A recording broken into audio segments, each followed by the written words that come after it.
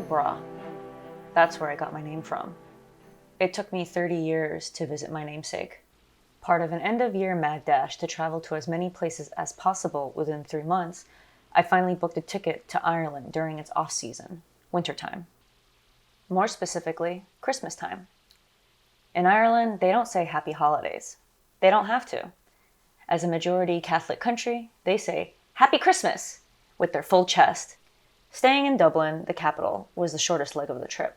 It's recommended to rent a car and get out of the city in order to see the country, and that's exactly what I did.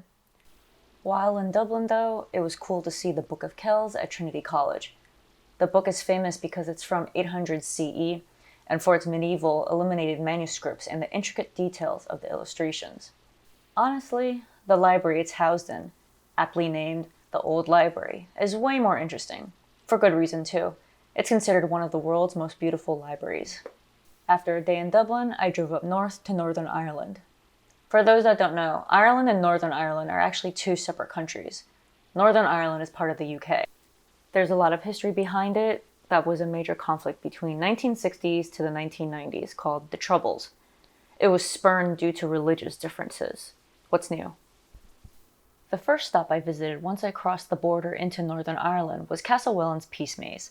It's one of the world's largest hedge mazes and is a peace symbol to commemorate the reconciliation efforts.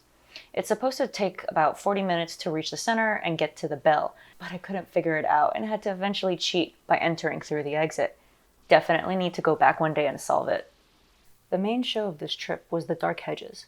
If you're a Game of Thrones fan, you'll definitely recognize this stop. Within an hour, the weather changed dramatically, from eerie to sunny to snowy and then foggy. Go early at sunrise to avoid crowds, and hopefully you get some epic fog. I didn't get much fog this time, but I will literally come back just for Dark Hedges. There's just something about tree tunnels. Up the road, a short drive later, is the Causeway coastal route. It's like the Pacific Coast Highway in California. Ireland is an island with beautiful coastline all throughout its edges. Driving the full coastal route will have to wait for another trip because the priority was getting to Giant's Causeway, Northern Ireland's only UNESCO World Heritage Site. It's an area of 40,000 interlocking hexagonal basalt columns. This was a result of some massive volcano eruption 60 million years ago. Apparently, the same lava also flowed to Fingal's Cave in Scotland and has identical basalt columns.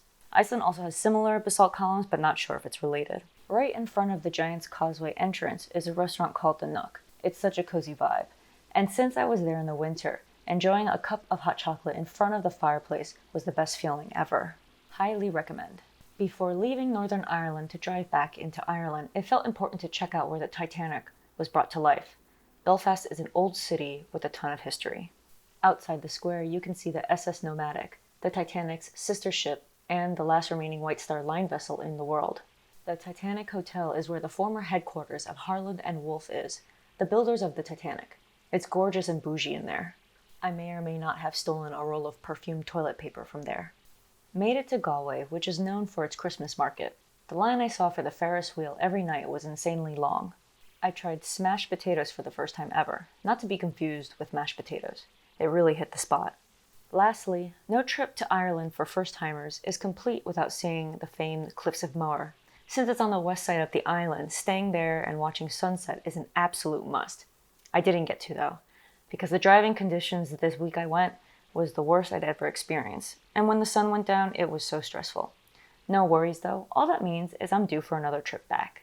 Thanks for watching. Until next time, see you in the next video.